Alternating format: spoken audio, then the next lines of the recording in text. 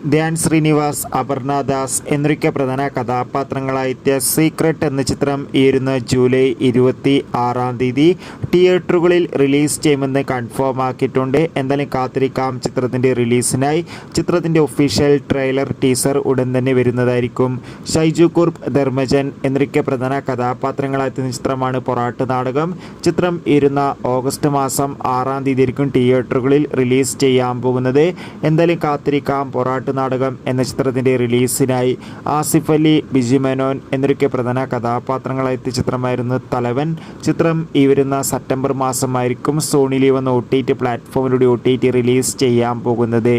Dileep, Dharmajan, Johnny Antony എന്നൊക്കെ പ്രധാന കഥാപാത്രങ്ങളായെത്തിയ Pavi care taker എന്ന ചിത്രത്തിൻ്റെ OTT അവകാശങ്ങളൊക്കെ മനോരമാക്സ് എന്ന OTT പ്ലാറ്റ്ഫോം സ്വന്തമാക്കിയിട്ടുണ്ട്. ചിത്രം ഉടൻ തന്നെ OTT റിലീസ് ചെയ്യും. മമ്മൂട്ടി, രാജീവ് ബി ഷെട്ടി, അഞ്ജന ജയപ്രകാശ് എന്നൊക്കെ പ്രധാന കഥാപാത്രങ്ങളായെത്തിയ ചിത്രമായിരുന്നു ടെർബോ. ചിത്രത്തിന് ഒരു മികച്ച അഭിപ്രായം തന്നെ സ്വന്തമാക്കാൻ വേണ്ടി സാധിച്ചിട്ടുണ്ടായിരുന്നു. ടെർബോ എന്ന ചിത്രത്തിൻ്റെ OTT അവകാശങ്ങളൊക്കെ ഇപ്പോൾ സോണി ലീവ് എന്ന OTT പ്ലാറ്റ്ഫോം സ്വന്തമാക്കിയിട്ടുണ്ട്. ചിത്രം ഓഗസ്റ്റ് 9 OTT റിലീസ് ചെയ്യും. ശങ്കറിൻ്റെ സംവിധാനത്തിൽ കമലഹാസൻ നായകനെത്തിയ ചിത്രമായിരുന്നു ഇന്ത്യൻ 2. ചിത്രത്തിന് ഒരു ആവറേജ് മിക്സ്ഡ് അഭിപ്രായം മാത്രമാണ് വന്നുകൊണ്ടിരിക്കുന്നത്. ചിത്രത്തിൻ്റെ 4ാം ദിവസം മാത്രം കേരളത്തിൽ നിന്ന് ഏകദേശം 50 ലക്ഷത്തിൻ്റെ അടുത്ത് കളക്ഷൻ ലഭിക്കുമെന്നാണ് അറിയാൻ വേണ്ടി സാധിച്ചിട്ടുള്ളത്.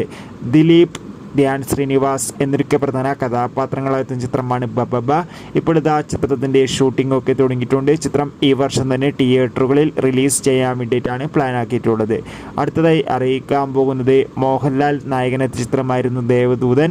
ചിത്രത്തിൻ്റെ റിലീസ് ഈ വരുന്ന ജൂലൈ മാസം 26 കാത്തിരിക്കാം കൂടുതൽ അപ്ഡേറ്റിനായി. പൃഥ്വിരാജ്, അമല പോൾ എന്നൊക്കെ പ്രധാന കഥാപാത്രങ്ങളായെത്തിയ ആടുജീവിതം എന്ന ചിത്രം ഈ വരുന്ന ജൂലൈ മാസം 19 നെറ്റ്ഫ്ലിക്സ് എന്ന OTT പ്ലാറ്റ്ഫോമിലൂടെ OTT റിലീസ് ചെയ്യും. ബൈ.